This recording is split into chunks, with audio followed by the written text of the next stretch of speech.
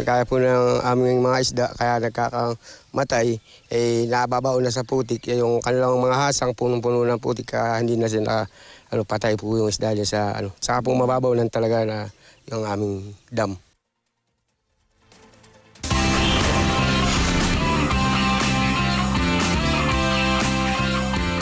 Yahirit na po tayo ngayong maulan na umaga, 6:23 in the morning. Unahin natin, Ed, sa Kumuning.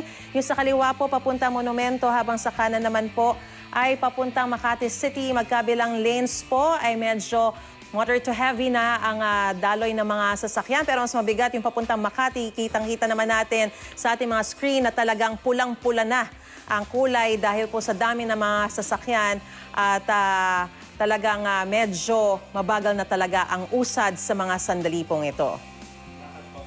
Lipat naman po tayo sa may Marcos Highway, Santa Lucia. Yung sa kaliwa pong bahagi ay papunta po yan ng Antipolo. Sa mga sandali pong ito, tuloy-tuloy pa ang daloy ng mga sasakyan. Light to moderate pa ang sitwasyon sa mga sandaling ito.